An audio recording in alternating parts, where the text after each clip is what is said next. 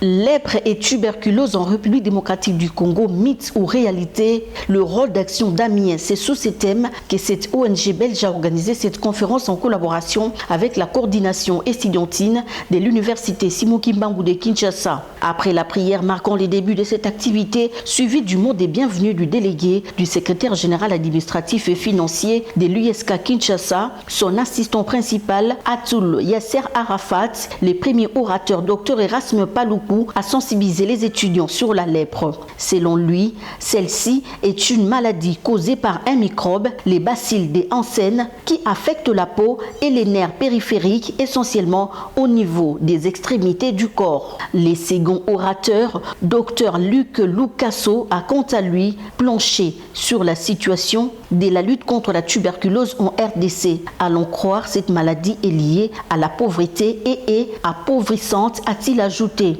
Après avoir répondu aux préoccupations des étudiants, les deux intervenants ont tour à tour invité les étudiants de l'université Simon Kimbangu de Kinshasa à mettre en pratique les connaissances acquises afin de lutter contre la lèpre et la tuberculose en RDC. Par rapport à la tuberculose, nous pouvons dire que c'est une maladie bien sûr assez grave, mais elle est curable lorsqu'elle est prise à temps.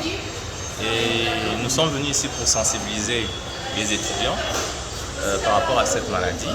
Il y a des mesures de prévention qu'on peut avoir par rapport à cette maladie. Et par rapport aux autorités de l'université, d'encourager ce genre d'initiative qui permet à ce que toute la population puisse être sensibilisée par rapport à cette maladie. La maladie, la lèpre existe. C'est une maladie qui a un microbe, une maladie contagieuse, mais qui peut être guérie.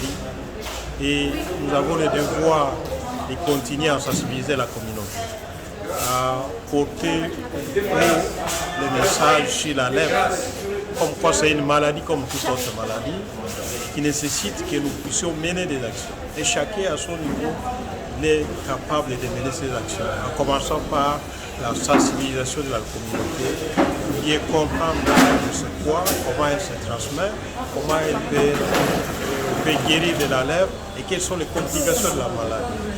La chargée des communications d'Action d'Amiens, Kei Salawa, a pour sa part remercié la communauté universitaire de l'USK Kinshasa pour l'accueil chaleureux réservé à l'équipe de cette ONG belge créée depuis 1964 avec comme vision un futur où la lèpre et la tuberculose auront disparu. On est très agréablement surpris parce que les questions étaient toutes aussi pertinentes les unes que les autres, mais en plus on a bénéficié d'un accueil chaleureux auquel on ne s'y attendait pas. Donc vraiment merci beaucoup, c'est un vrai plaisir.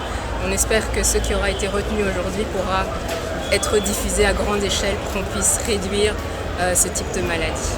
Empêché par les présidents de la coordination estudiantine de l'USK Bovike Kanda, a été représenté à cette occasion par son adjointe. Dans son mot, Myriam Kilempeni a reconnu l'importance du thème développé au cours de cette conférence enrichissante, surtout pour les futurs professionnels de la santé.